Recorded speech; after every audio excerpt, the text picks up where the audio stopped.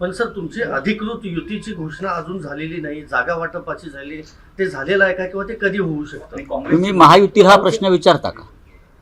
ती जी काय महायुती नावाचं त्रांगडं आहे, हां आम्ही एकत्र येणार एकत्र लढणार, त्यांना प्रश्न विचारता का? नाही ना. पण ठाकरे बंधूंना हा प्रश्न का विचारता? आम्ही बघू ना. मी ज्यासाठी तुमच्यासमोर बोलतो आहे की माननीय राज ठाकरे आणि माननीय उद्धव ठाकरे एकत्र निवडणुका लढत आहेत. हां महायुतीच्या लोकांना दिल्लीत जाऊन अमित शहाच्या पायावर डोकं ठेवावं लागलं की आमची युती करा, आमची युती करा. बाबा लगीन, बाबा लगीन. बरं का? तसं आहे ते.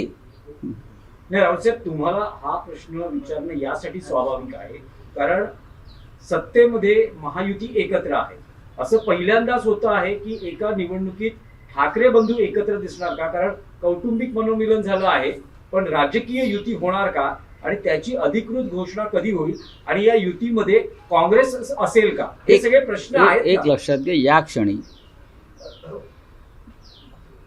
माननीय उद्धव ठाकरे आणि राज ठाकरे हे एकत्र आलेले आहेत. मुंबई महानगरपालिका, ठाणे, कल्याण डोंबिवली, मीरा भाईंदर, पुणे आणि नाशिक या प्रमुख महानगरपालिकांमध्ये आम्ही एकत्र लढतो. बाकी इतर महानगरपालिकेमध्ये स्थानिक पातळीवरती जे दोन्ही पक्षाचे कार्यकर्ते आहेत ते निर्णय घेतील. पण ही लढाई 29 महानगरपालिकांपेक्षा ही लढाई मुंबईची आहे.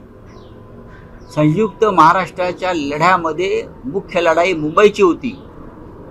बाकी इतर प्रांत आले, विदर्भ आला, मराठवाडा आला, पण मुंबई ही महाराष्ट्रात राहावी यासाठी संयुक्त महाराष्ट्राचा लढा 1956 साली सुरू झाला आणि 106 लोकांनी त्याच्यामध्ये बलिदान दिलं.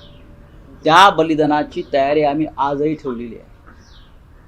उद्या जर हा संघर्ष झाला तर आम्ही मराठी लोक पुन्हा एकदा बलिदान द्यायला तयार आहोत. पण ही मुंबई आम्ही अमित शहांच्या घशात जाऊ देणार नाही.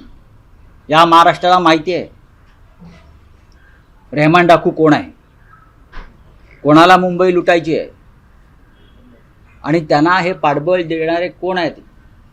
या मुंबईचं कराचीतील लॅरी शहर कोणी केलेलं आहे अड्डा, हे अख्ख्या मुंबईला माहिती आहे, महाराष्ट्राला माहिती आहे आणि देशाला माहिती आहे. एवढंच सांगतो मी तुम्हाला.